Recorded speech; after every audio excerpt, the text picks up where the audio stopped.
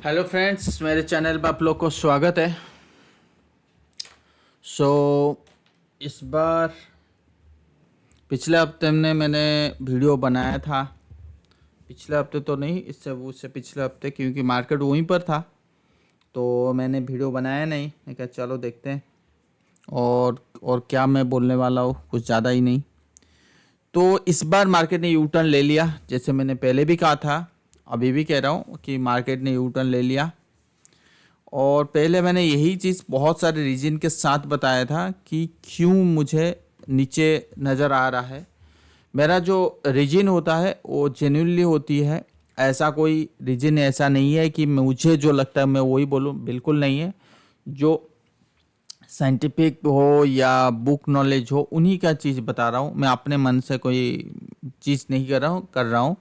और मैं एनालिसिस जितना भी है उसी बेसिस पर है। ठीक है, मेरा एक्सपीरियंस, बुक, ये सारी उसी के बेसिस पे है। तो चलो शुरू करते हैं। और इससे पहले, शुरू करने से पहले, चलो पिछले बार मैंने कुछ स्टॉक के बारे में हम लोग चर्चा किए थे। उन स्टॉक के ऊपर बात कर लेते हैं कि जैसे मैंने एक बहुत बार कहा था कि MCX को आप देख लो। मैं लास्ट में जब भी वीडियो बनाता हूँ लास्ट में वो, जिनको नहीं सुनना है, जो अगर स्टॉक के बारे में क्वेरी करना है तो थोड़ा सा वीडियो को फॉरवर्ड कर लो। और जो स्टॉक के बारे में होता है वो लास्ट में होती है, तो उनको देख लो, तो उससे पता लग जाता है। तो मैंने बोला था कि MCX में बहुत तेज़ी आ सकती है। यहाँ पे देखो MCX में बहुत अच्छी वाली तेज़ी, 4400 से लेके 5400 तक आया। उसके बाद मैंने 2 हफ्ते कंटिन्यू अल्केम के ऊपर मैंने बोला था कि अल्केम पे बहुत अच्छा वाला तेजी आ सकता है। देखो यहाँ पे था अल्केम, तभी मैंने कहा था। अब अल्केम कहाँ है? 6300, मतलब 58 या 100 से लेके 6300, बहुत अच्छा ब्रेकआउट था। तो रेडिको खैतान, तो उसी को मैंने कहा था कि रेडिको खैतान के ऊपर नज़र बना के रखो, और उसमें भी बहुत अच्छी मूव आ सकती है। देखो रेडिको खैतान यहाँ पे चल रहा था तो ब्रेकआउट नहीं दिया था 1800, और ये देखो 20700, यहाँ से मैंने बाई करना सिग्नल दिया था। तो करीब करीब 16% की रैली, कुछ मामूली चीज़ है ही नहीं, बहुत अच्छी मूव आया था। और उसके बाद हम लोग चर्चा किए थे वोल्टाज में कि उसमें जहाँ जहाँ पे मुझे कॉन्फिडेंट नज़र आता है उन्हीं के ऊपर मैं सबसे ज़्यादा चर्चा करता हूँ। और जनरली यहाँ पे देखो ब्रेकआउट आया था वोल्टाज 1580 के आसपास यहाँ पे, और उसके बाद अच्छी वाली मूव 1830 तक आया था। ठीक है, उसके बाद हम लोग बात किए थे पिछले हफ्ता इंडिगो के ऊपर कि इंडिगो में एक रेंज बन रहा है, इंडिगो एविएशन। तो वहाँ पे एक ब्रेकआउट देखो, इंडिगो यहाँ था 1417, अभी भी उसके ऊपर जाने की चांसेस है। मैं वही चीज़ बोलूँगा कि अगर ये इस लेवल को फॉल इसके नीचे आ जाता है तो कहीं ना कहीं, बट अभी भी ऊपर जाने की चांसेस इसमें बनी हुई है। ठीक है ना। बजाज ऑटो में भी हम लोग बात किए थे कि बजाज ऑटो यहाँ पे अच्छा वाला तेजी आ सकता है। ये देखो बजाज ऑटो 10,400 से लेके 11,100, बहुत अच्छी मूव है। यहाँ पे हमें ट्रेडिंग भी कर सकते हैं, F&O भी कर सकते हैं, कुछ भी कर सकते हैं। महिंद्रा फाइनेंस जो है वहाँ, उसके ऊपर भी मैंने बहुत बार बोला था कि MM मुझे बहुत अच्छा लगता है। और MM यहाँ पे है, ज़्यादा बड़ी तेज़ी नहीं है, 315, 318, 19 मैक्सिमम, अभी भी उसमें बहुत ऊपर जाने की क्षमता है, ताकत है, सब कुछ है। और उसके बाद मैंने बहुत बार बोला था कि बजाज फाइनेंस, बजाज ऑटो, बजाज फिंसर, इसमें बहुत अच्छी मूव आ सकती है। तो ये रहा स्टॉक है। हम लोग पिछले 2 हफ्ते से जो भी चर्चा कर रहे थे इन स्टॉक के ऊपर, तो अभी मैंने बात कर ली। अब डायरेक्ट आते हैं। अब अभी निफ्टी में क्या लग रहा है, क्योंकि निफ्टी में इतने सारे, ये देखो 1 to 2% की जो फॉल है, which is not a normal thing. तो आपके दिमाग में आ रहा होगा कि क्या करें, अब तो बताओ। देखो पहले जो होना था वो तो पहले मैं बोलता हूँ। ठीक है, जिनको जो ट्रेडर है, so you have to careful. जो इन्वेस्टर है, कोई दिक्कत नहीं, इन्वेस्टर के लिए 5% गिरावट कोई मायने नहीं रखता। नहीं तो क्या होगा, अगर आपको लगा कि ये 5% की मूव, ये देखो 6-7% की मूव कोई मायने नहीं रखता। क्यों? इससे कि आपकी पोर्टफोलियो डाउन नहीं होती, 100% होती है। मान लो कि आपकी पोर्टफोलियो 10% इंक्रीज हुआ या 20% इंक्रीज हुआ, तो ये 6% का मतलब भी होता है कि आपकी पोर्टफोलियो 20% से, अगर आप रिसेंटली बाय सेल कर रहे हो, अगर पोर्टफोलियो इंक्रीज हो रहा है 20%, तो भी ये 6% नहीं गिरेगा, आपका पोर्टफोलियो 10% से एबव गिर सकता है। तो आप बोलोगे यार पोर्टफोलियो उसमें तो पैसा बढ़ा लेता। देखो जो लॉन्गर टर्म होता है ना, वो चीज़ जो होता है वो अलग होती है। अलग क्या होता है, उसमें बाई सेल नहीं होती है, क्योंकि उसमें छूट जाता है। कोई स्टॉक फॉल में पार्टिसिपेट करता नहीं, कोई स्टॉक फॉल में बहुत अच्छा पार्टिसिपेट करता है। तो जो आपको रिजनेबल लगता है, ये प्राइस वैल्यू लगती है, उसमें बाई करके बैठे रहो, उसमें कोई ट्रेडर ट्रेडिंग वाले जो करते हैं उनको मैंने कहा था बार बार, सावधान रहो, सावधान रहो, हेजिंग करो, क्या कहता हूँ, स्टॉप लॉस लगाइए, ट्रेलिंग स्टॉप लॉस लगाया, क्योंकि वहाँ पे सिनेरियो कुछ चेंज होने वाला है। तो इससे तो क्या क्या सिनेरियो थी मैंने बताया था कि ये है एडी लाइन। एडी लाइन ये ऑल टाइम में देखो, निफ्टी हाई के हाई चल रहा है, एडी लाइन नीचे चल रहा है। तो दैट मीन्स कि भाई ये यहाँ से इंडिकेशन चल रहा था, यहाँ से इंडिकेशन, जब यहाँ पे था तभी भी मैं कह था, जब यहाँ आया तभी भी कह रहा हूँ, ठीक है, कि मार्केट मोमेंटम नहीं है, स्ट्रॉन्ग मूव नहीं है। जबकि सभी सबको ये देखो, पिछले हफ्ते में मैंने ये कहा था कि यहाँ ऊपर तो जाएगा बैंक निफ्टी में, उसके बाद नीचे गिरावट, एग्जैक्टली वही हो रहा है। हाँ, यहाँ तक नहीं आया, यहाँ पे कैंडल तक आ गया, ठीक है ना। तो ये था निफ्टी के ऊपर व्यू मेरा। और दूसरी चीज़ जो मैं ये कह रहा हूँ, चलो अभी क्या क्या लग रहा है क्या नहीं, वो चीज़ देखते हैं। और मैंने एक डाइवर्जेंस बताया था कि Nifty versus bank Nifty, Nifty all time high को टच करा, bank Nifty all time high को टच नहीं कर पाए। So that means as a divergence, inter market analysis इसको कहते हैं, inter index analysis. So that is also indicating bearish. सो यहाँ तक मैं हूँ बैंक निफ्टी में। बट एक चीज़ मैं आपको अगेन आपको बताना चाहूँगा कि बैंक निफ्टी में जो वैल्यूएशन नज़र है ना, वो बहुत सही है, बहुत सही है। मुझे पता है कि बैंक निफ्टी इतना गिरेगा, फिर भी मुझे बैंक निफ्टी का एक ही स्टॉक मैंने बेचा नहीं है, क्योंकि मुझे इन्वेस्टमेंट में बैठना है, मुझे कोई ट्रेडिंग में बैठना नहीं है। So investment is the different thing, trading is the different thing. If you are thinking कि नहीं यहाँ पे तो हम 10% की मुनाफा कमा सकते हैं, बट ज़्यादा स्मार्ट होने से चक्कर है में, तो हाथ से 10% या 5% भी मुनाफा नहीं कमा पाएंगे, क्योंकि जो मार्केट होता है ना, वो हमसे काफ़ी ज़्यादा स्मार्ट होता है। और सबसे बड़ी चीज़ है कि हमारे मुताबिक मार्केट कभी चलता ही नहीं है, चलता नहीं है। मैं एक्सपेक्ट कर रहा हूँ कि मार्केट में अच्छी, देखो यहाँ पे जो जब गिरावट आया, यहाँ पे जो गिरावट आया, मैंने एक्सपेक्ट किया था कि कुछ नहीं तो यहाँ तक आएगा, राइट।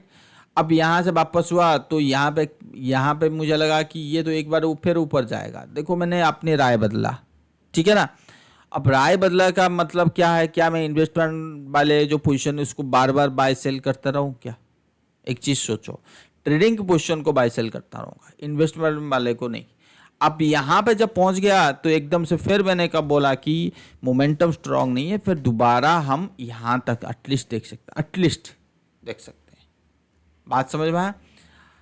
अब मार्केट क्या कहने की कोशिश कर रहा है, अब आपकी इंडेक्स जो निफ्टी क्या कहने की कोशिश कर रहा है, जो था वही है, सेम थिंग है। यहाँ पे इन्वर्स कह रहा हूँ, बियरिश एंगल्फिंग कैंडल बन गया है, double top kind of formation है। और जो अगला टारगेट निकल के आ रहा है 2300 650, अगर इसकी लो को नीचे ब्रेक होती है 24,800 के नीचे मंडे को, तो अच्छा वाले गिरावट हम देख सकते हैं टूवर्ड्स 24,000 और 23,700 तक आराम से देख सकते हैं। और फिबोनाची अगर हम प्लॉट करें कि फिबोनाची वाइज क्या दिख रहा है, तो फिबोनाची वाइज 38%, 23,800, तो 23,800 तक लेके हम अभी के लिए चले, ठीक है। तो ठीक है, हाँ।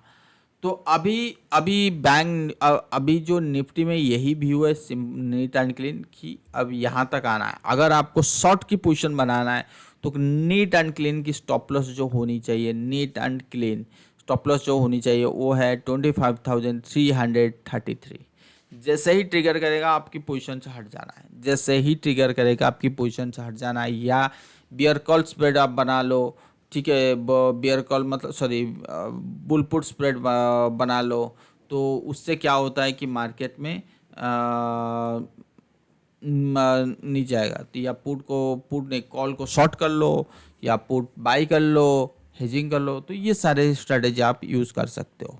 ठीक है, अब आ जाइए बैंक निफ्टी में। बैंक निफ्टी जो है मैंने कहा था कि एक डाइवर्जेंस जो है ऑल टाइम हाई को क्रॉस नहीं करा, ये जो चैनल था। हाँ, पिछले हफ्ते मैंने एग्जैक्टली अभी जो वीडियो पर दिखाया था तो कि यहाँ पे क्लोज हुआ था, तो मैंने कहा था कि कुछ नहीं तो बैंक निफ्टी एक बार यहाँ तक तो आनी ही आनी है। 51,500 से लेके 52 तो एग्जैक्टली 51,800 तक आया मार्केट में और काफ़ी दिन तक सस्टेन किया एक चैनल में। उसके बाद एक अच्छी वाली ब्रेकडाउन हुआ 1.7 पर। तो रीजन कुछ भी हो सर जी, आप बोलोगे यार रीजन ये था वो था, सर जी वो सेबी का चेयरपर्सन रीजन जो होता है, न्यूज़ जो होता है हर रोज़ बनता है, हर साल बनेगा, वो ऐसे ही चलता रहेगा। बट मार्केट अपनी जगह होती है, ठीक है ना।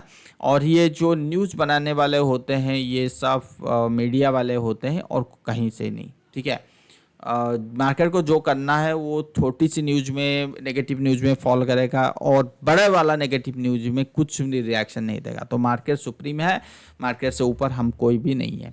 तो एग्जैक्टली मैं वही चीज़ कह रहा कि ये यहाँ तक आएगा, यहाँ इसके बाद अगर हम देख सकते हैं ऊपर जाने की तेज़ी, उसके बाद फिलहाल तो यहाँ तक देख रहे हैं।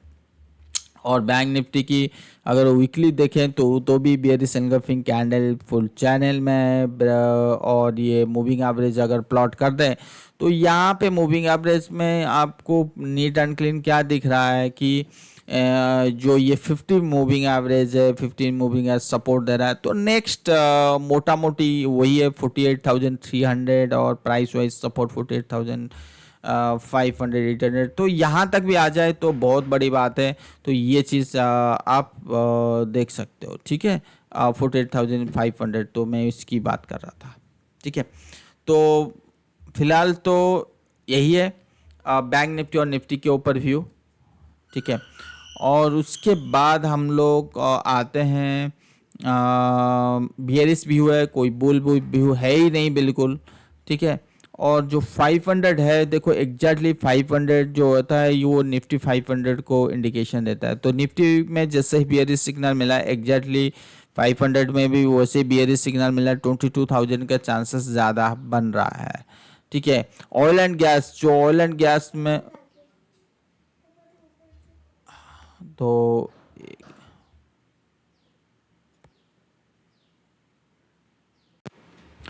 ऑयल एंड गैस में यहाँ पे बहुत ही अच्छी वाली बेयरिश सिग्नल मिला है, बेयरिश एंगल्फिंग कैंडल। तो मुझे कहीं ना कहीं लगता है कि ऑयल एंड गैस में जो तेज़ी यहाँ से चालू हुआ है ये कहीं ना कहीं यहाँ पे ख़त्म होने वाला है, ठीक है। तो थोड़ा सा सावधान रहूँगा ऑयल एंड गैस में। और सबसे ज़्यादा जो नीचे जाने की जो बात करेगा वो मतलब नीचे जो लेके जाएगा ऑयल एंड गैस को वो it is one and only Reliance. तो रिलायंस में बहुत सारे ब्रोकरेज हाउस जो है वो पॉजिटिव है, बट मैं बिल्कुल नहीं हूँ कहीं। क्योंकि यहाँ पे देखो, मैं जब यहाँ पे रिलायंस था तो मैंने ट्वीट किया था कि यहाँ से एक अच्छी वाली तेज फॉल हो सकती है, क्योंकि दिख रहा है कि मोमेंटम बिल्कुल स्ट्रांग नहीं है। कुछ जैसे पॉजिटिव चारों तरफ माहौल जो है वो पॉजिटिव हो चुका है, तो चांसेस बहुत है कि अगर ये ब्रेक किया तो यहाँ था। तो हमें रेडी होना चाहिए कि रिलायंस 2600 विल सी अगेन। हो सकता है कि उस जगह से हम दोबारा बाइंग देखें, बट अभी के लिए तो बाई 2600 के लिए हम रेडी हो जाएं, ठीक है। तो ये था रिलायंस के ऊपर व्यू मेरा। और मार्केट के ऊपर जो अभी तो पूरी टोटली जो मार्केट है, मार्केट के ऊपर व्यू मैंने आपको दे दिया हूँ। और मैं आपको ये बोलूँगा कि जो डाउ जोन्स है, डाउ जोन्स, S&P है, यहाँ पे बियरिश सिग्नल देखो एग्जैक्टली जब भी स्टैंडर्ड एंड S&P 500 या डाउ जोन्स जब यहाँ पे ट्रेड हो रहे थे तभी मैंने कहा था you have to be careful. और मुझे यहाँ से बेयरिश दिख रहा है या ऊपर से बेयरिश दिख रहा है, तो एग्जैक्टली हमें दो दो तीन तीन का, हमारी मार्केट में बेयरिश नहीं था बट कहीं ना कहीं US मार्केट में बेयरिश चालू हो गया है।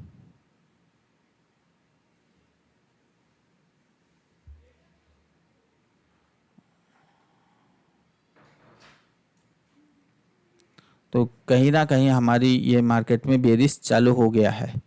तो S&P डाउ जोन्स ठीक है, और ये चांसेस है कि यहाँ तक आए S&P। देखो ये वाला जो फॉल है it's a very very important fall for the US market.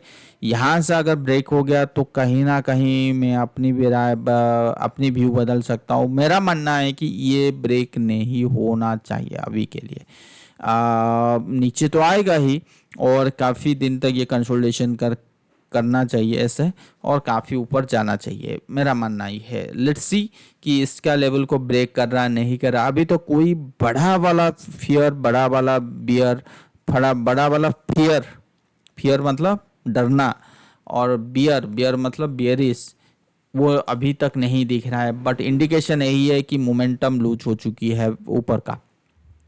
और Russell, Dow Jones, transportation both are saying same thing. और हम बिटकॉइन की बात करें तो bitcoin also saying same thing जो पहले भी कहा था। और कैक डैक्स यहाँ पे इन्वर्स हेड एंड शोल्डर कैक बोल रहा है डैक्स।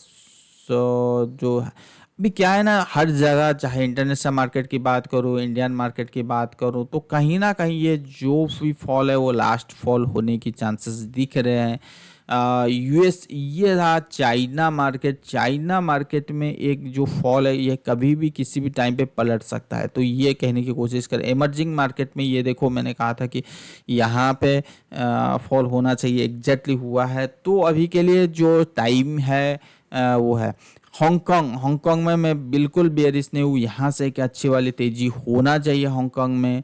और ब्राज़ील, ब्राज़ील में ऑलरेडी ब्रेकआउट मैंने काफ़ी बार, जब भी हमारे मार्केट US मार्केट तेज़ी हो रहा था तभी ब्राज़ील में एक फॉलोइंग चैनल बनाया था, और मैंने कहा था कि इतना बड़ा चैनल से ब्रेकआउट होने का मतलब किसी भी टाइम पे हमें तेज़ी मिल सकता है। एग्जैक्टली यहाँ से एक ब्राज़ील में है, हमें बहुत अच्छा तेज़ी मिला।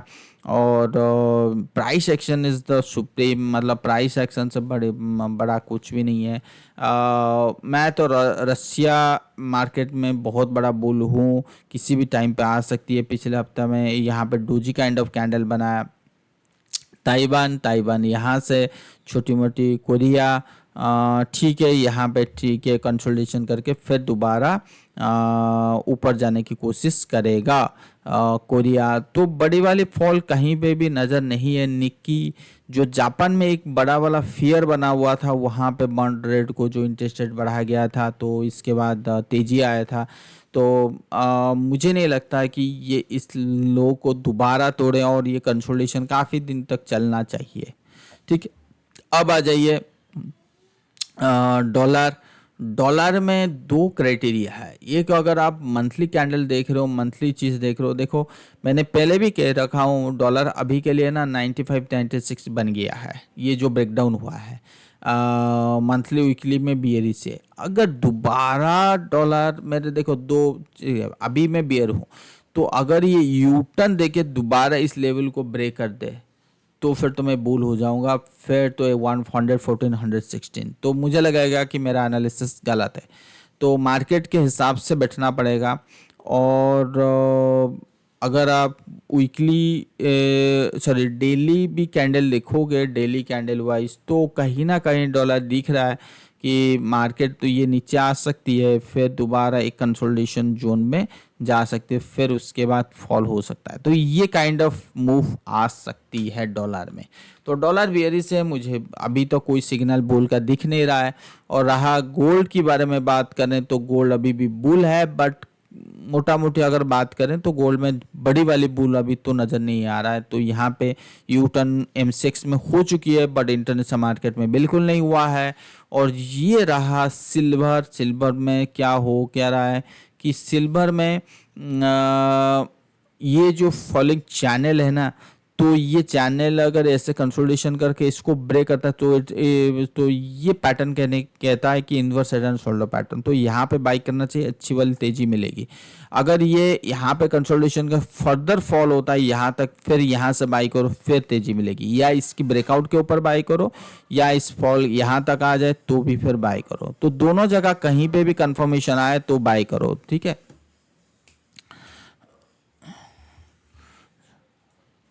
ठीक है, तो ये रहा सिल्वर। अभी मेटल में सबसे ज़्यादा if and but situation create हुआ है वो है one and only copper. Copper में मुझे लगा था कि यहाँ पे एक सेलिंग जोन आएगा, बट अभी मुझे बिल्कुल क्लियर नहीं हो पा रहा हूँ, क्योंकि कॉपर यहाँ पे double bottom kind of formation बनाना चाहिए, स्लो को टच करेगा नहीं करेगा ये क्लियर नहीं हूँ। बट ये क्लैरिटी मुझे बिल्कुल है कि चाहे ये डबल बॉटम बनाए ना बनाए तो भी हम ऊपर देखेंगे। तो मेटल में मुझे बहुत अच्छा व्यू दिख रहा है आने वाले टाइम पे। रहा क्रूड ऑयल में मैंने बोल दिया हूँ, क्रूड ऑयल जो है यहाँ तक आना चाहिए 25%, 54 तक आना चाहिए क्रूड ऑयल। तो क्रूड ऑयल में थोड़ा सा सावधान हो जाइए। और ये देखिए, ये वीकली चार्ट, ये रहा मंथली चार्ट। तो क्रूड ऑयल में मुझे बहुत ज़बरदस्त बियरिश दिख रही है। और क्रूड ऑयल बियरिश का मतलब ये होता है कि ये से positive for the Indian economy, Indian market. और अच्छी बात है, तो इसलिए तो हम तो आउट परफॉर्म कर रहे हैं compare to US market. US market में अच्छा खासा तेज़ी हो चुका है, बहुत दिन से मंदी चालू हो गई है, बट हमारे मार्केट में इस फ्राइडे को हुआ। तो अच्छी बात है हमारे लिए। और जो एस्ट्रोलॉजी के बेसिस पे मैंने बार बार बोला था कि जो दो तारीख को ये होने वाला है, तो उस बेसिस पे अगर मैं बात करूं 18 तारीख तक, 18 तारीख तक रहेगा मार्केट में बियरिश रहेगा। उसके बाद हो सकता है कि 18, 17, इवन 20, 18 है ना, हाँ 16, 17, 18 इसके आसपास कहीं ना कहीं बुल का माहौल बन जाएगा। तो हो सकता है कि अगला जो भी 26 को एक्सपायरी है तो काफ़ी अच्छा आ सकते हैं। तो अभी तो फिलहाल तो हम नीचे जाएंगे, तो ये चांसेस ज़्यादा दिख रही है, ठीक है। तो ये था मार्केट के ऊपर व्यू। और एक बार और चर्चा करते हैं किसके ऊपर, मार्केट के ऊपर व्यू हो गया है। और मैं एक चीज़ बताऊं, ये प्राइस अर्निंग रेशियो की भी चार्ट देख रहा था, तो यहाँ पे दिख रहा है कि एक बार अगर ब्रेकआउट हो जाएगा तो फिर हम बड़ी वाली बबल में जाने वाले हैं। तो बबल में बोलूँगा, अभी तो फिलहाल ये पैटर्न ख़त्म होने दो, उसके बाद हम लोग बात करेंगे। तो अभी क्या ब्रेकआउट आया है, अभी एसबीआई कार्ड।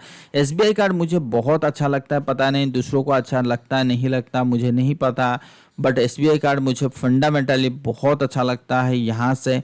और ये जो टारगेट देखो, फंडामेंटली मेरा तो मानना है कि 1200 तक आना चाहिए, मतलब यहाँ से 50% की तेज़ी अगर आप ट्रेडिंग करना चाहते हो तो भी तेज़ी दिख रही है एसबीआई कार्ड।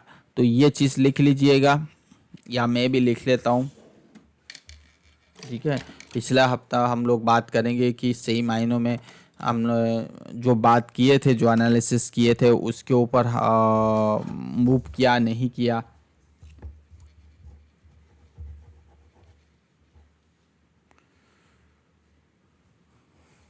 ठीक है। अच्छा, कोफोर्ज में बिल्कुल नहीं। ये देखो, ये चार्टिंग में एक बहुत बड़ा है, इसके ऊपर कर्सर रखो चार्ट के साथ आ जाता है तो बहुत अच्छा लगता है। एशियन पेंट पे मैंने काफ़ी बार बोला था कि यहाँ पे बाई करने के लिए, जब ये एशियन पेंट यहाँ आया था तो स्लो एंड स्टेडी वो बहुत अच्छा चल रहा है और यहाँ तक आना चाहिए। अभी तो फेस्टिवल सीजन आने वाला है, तो कहीं ना कहीं यहाँ पे जाके रुकेगा मुझे लग रहा है। एशियन पेंट, इंडिगो पेंट बहुत अभी वैल्यू में मिल रहा है, ठीक है। तो वहाँ पे भी जाके देख सकते हो इंडिगो पेंट। और दूसरी चीज़, ये बर्जर तो बहुत चल चुका है, तो बट बर्जर तो मेरे ये में है, मेरे पोर्टफोलियो में है, ठीक है। अबट इंडिया नहीं, पीडीलिटी बिल्कुल नहीं, अल्केम तो हम बात कर चुके हैं, मैक्स फाइनेंशियल सर्विसेज बिल्कुल नहीं, डीबीएस लैब नहीं, आईसीआईसी लंबार्ड नहीं, एलटीआई माइंट्री नहीं। देखो जब मार्केट फॉल होता है तो मैं जनरली अवॉइड करता हूँ को बाई करने के लिए।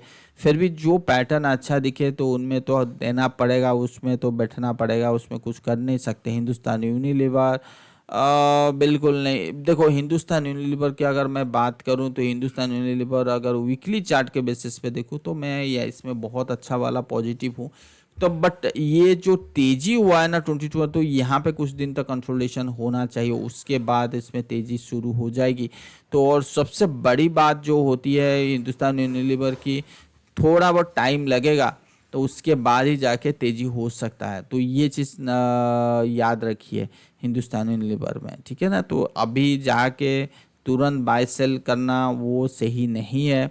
जेके सीमेंट, कहीं ना कहीं जेके सीमेंट में मुझे पॉजिटिव नज़र आता है। ये देखो बहुत अच्छा वाला ब्रेकआउट है, बहुत ही प्यारा ब्रेकआउट है जेके सीमेंट पे। कहाँ गया जेके डेली चार्ट वाइज अगर हम देखें, देखो जेके सीमेंट पे यहाँ पे 4700 पकड़ लो, 47 है। तो जेके सीमेंट आप देख सकते हो, जेके सीमेंट हम लिख लिए, एसबीआई का जेके सीमेंट, ये सब एफ एंड ओ स्टॉक है। अभी क्या स्टॉक बात नहीं करेंगे, क्योंकि क्यों नहीं बात करेंगे, क्योंकि मार्केट में अभी बियरिश मोमेंटम चालू हो चुकी है, तो इसलिए मैं बात नहीं करूँगा। तो डाबर बिल्कुल नहीं, डाबर तो मैंने पहले ही यहाँ पे बाई करने के लिए राय दे दिया था इन्वेस्टमेंट पे, अभी तो फिलहाल नहीं। बजाज ऑटो तो हो चुका, वोल्टास हो चुका, Metropolis health care, CRM finance, M6 नहीं, अपोलो हॉस्पिटल नहीं, बजाज फिंसर जो है ना वो मल्टी ब्रेकआउट हो चुकी है। ये देखो ब्रेकआउट, तो ये इसमें तो बाय एंड होल्ड वाला स्ट्रेटेजी है, बाय एंड होल्ड वाला, ठीक है। तो ये चीज़ नज़र बना के रखिए। बजाज फिंसर ले लेते हैं, ठीक है। तो तीन स्टॉक हम निकाल दिए, एसबीआई कार्ड, जेके सीमेंट, बजाज फिंसर। तो अगर वीडियो पसंद आता है लाइक सब्सक्राइब जरूर लिखिए, कमेंट बॉक्स में कमेंट दीजिए, मैसेज कीजिए, जो भी है। और आपको अगर इस टाइप की एनालिसिस और चाहिए तो लाइक जरूर कीजिए, सो दैट मुझे भी बहुत अच्छा दिखे लगेगा। अपने दोस्त लोगों के साथ शेयर कीजिए, और मैं वीकली एक वीडियो के बदले में 2-3 वीडियो लेके आऊँगा, ठीक है, on the basis of your जो भी आपकी बोलेंगे। Okay, thank you so much.